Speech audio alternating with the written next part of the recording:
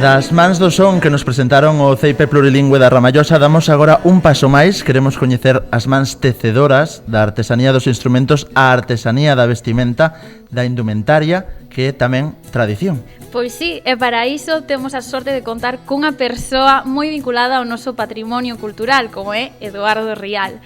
El é mestre de baile galego e antigo bailador da Colexiata do Sar e Cantigas e Agarimos, aquí en Santiago. Tamén é diseñador graduado pola Escola do Mestre Mateo e recentemente participou nun dos certames máis importantes pois da moda en Galicia, como foi a Mostra do Encaixe de Camariñas na súa participación no certame de noveis deseñadores. Entre outros, promove a artesanía da cestería a través das súas múltiples aulas. Bueno, Edu, vamos a ir por orden. Vamos a empezar polo baile. Cales dirías que son os aspectos principais para construir a un bo ou unha boa bailadora? Para comezar, é importante, sí que é moi importante ter boa técnica, non? Entonces, explicar ben os elementos básicos que compoñen ou así as bases do noso baile, como o adiante atrás, balseados e picados, que son como a base e as ferramentas das que se compón todo o noso baile como modificacións. Entonces, que se coñeza e se sepan facer ben técnicamente, eso vai permitir que se construa despois unha boa bailadora, porque xa ten as ferramentas para poder traballar e poder modificar e xogar cos contratempos, cos contrarritmos, cas pausas e todo eso, e entón fai que... Entonces eu creo que a base está en ensinar ben cales son os elementos fundamentais e saber compoñer como se compoñen os puntos ou como está formado un elemento para poder estruturado para poder repetilo. Claro, é que sabes que pasa, Laura, que é un pouco raro que tú lle preguntes eso a él, porque a pregunta clara sería: Laura é unha boa bailadora? Porque claro, a xente non o sabe, pero Laura é alumna de Edu. Esa é unha pregunta moi comprometida. No, bueno, é comprometida, pero a xente quere sabelo. Wow. Técnicamente, miña irmá é mellor. Non sei se debería responder esta pregunta aquí diante de Laura. Siguiente, pasamos. No, hai que mollarse. Hai que mollarse. Ai. A ver, sí, Laura é unha moi boa bailadora e sempre pon moito empeño para chegar àquela, é dicir, para cando se explican o que hai que facer, non tratar de representalo como eu lles digo que ten que ser, non? É dicir, cando estamos falando, o baile galego é moi amplo e dependendo da zona de Galicia da que estamos falando, pois ten unhas características ou un xeito, que se chama o xeito, non? No baile, que é a forma de como se baila en función de como é a música, non? Entón, cando trato de dar as nocións, que claro, é algo que ti explicas e que ti fas, pero non é algo que ti poidas decir tes que facer así para que salga así, non podes dar as claves. Entón, Laura é unha persona que pon moito empeño para, ás veces non me sale, isto non é así, isto non facendo fatal, non me sale isto, e ponse como a defensiva, pero bueno, sí que é unha persona que sí, é unha boa alumna. Guau, Laura. Guau, esto... Non vou sacar aquí os seus trapos sucios. Que hai moitos.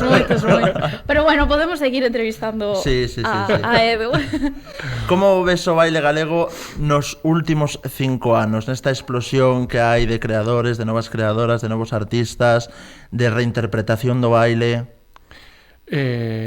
Encántame, fascíname, porque ao final estamos falando de cultura e cando se fala de cultura falase sempre, vese o baile moitas veces ou durante moito tempo veuse o baile como algo moi estanco, como algo pechado, non? É dicir, o baile é así e en esta zona bailase así e o xeito é así e isto é así, e eu creo que non é tan concreto, non? E entonces, hoxe en día, isto ven un pouco a explicación de que hoxe en día a xente máis nova está como empezando a reinterpretar o baile de algún xeito, porque a cultura é algo vivo, é dicir, nós somos seres vivos, o baile nos aprendemos dunha xente determinadas cousas, pero nós imos modificando, e esa xente seguramente, eso que aprendeu, xa modificou de como aprendeu dos seus antepasados. Entón, ao final, a cultura é algo vivo e algo en continua evolución. Entonces, o panorama é maravilloso, non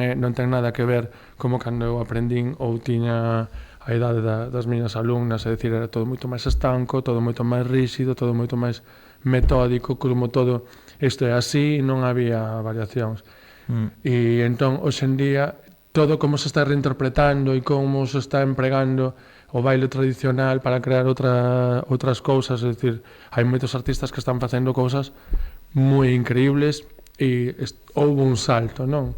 E, por exemplo, no caso da música, a chegada de xente nova e todo eso, eu sempre poño como un punto de inflexión. As Leilía foron un punto de inflexión para que a música tradicional, é dicir, as pandereteiras se empezaran a coñecer, pero que fixeron as Tanxugueiras no seu día co Benidorm Fest, fixo que no punto no que estamos agora, en parte gracias a elas tamén, non? Entonces, hai unha riqueza moi grande e a min encántame ver todo o que se está creando e toda, é dicir, non é nada é así, porque sí, é dicir, todo o mundo ten dereito a aportar.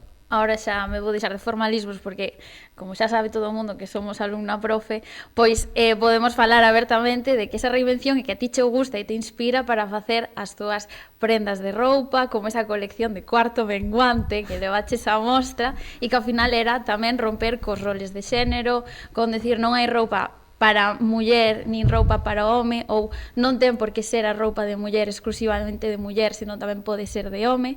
Así que, como colles ti esa prenda e dis, bueno, pois vou a facer moda para masculina desde unha base feminina?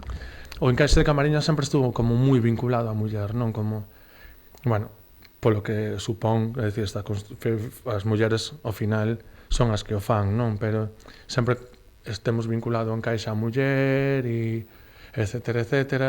E entón agora como que tamén cos novos roles de xénero estás intentando dar unha volta a que hai tecidos ou encaixes que se usaron sempre en muller, se poden ser usados, pero eu sempre quero salir un pouco desa parte máis queer, non? Desa parte de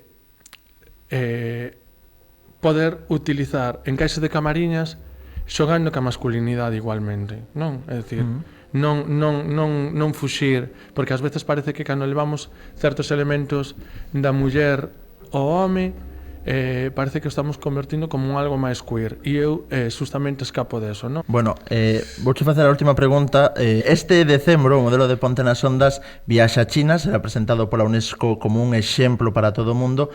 Se tiveses que escoller unha soa peza da nosa indumentaria para levar ali e dicir, pois isto é o que somos, isto foi o que vestiamos, que levarías? Vou devolver a pregunta para saber canto me coñece Laura. Bueno. Esto sí que non me está parecendo, Cal crees que para min a prenda por excelencia da tradición, non? Non, veña, non te poño nese compromiso. Non me metas nese compromiso, por favor. Hombre, será algunha chaquetilla? Non, bueno, para min é o mandil de cubrir. Ah, é verdad, claro. O mandil de cubrir. Pois sí. É unha das miñas prendas dentro do que é indumentaria tradicional. Para min o mandil de cubrir é unha prenda excepcional que se empregaba. Non é un mandil como entendemos como tal, senón que era unha prenda que se empregaba para cubrir a cabeza da chuvia. Entonces tiña esa doble función, non? De mandil que ti poñías que a muller poñía por diante e en canto se poñía a chover botaba a cabeza para cubrirse, porque ese mandil ademais está feito con un tipo de tecido que se chama picote, que está feito de lá e liño e ten unha técnica moi específica que se fai en Galicia, que fai que sexa unha prenda moi impermeable e que escorregue.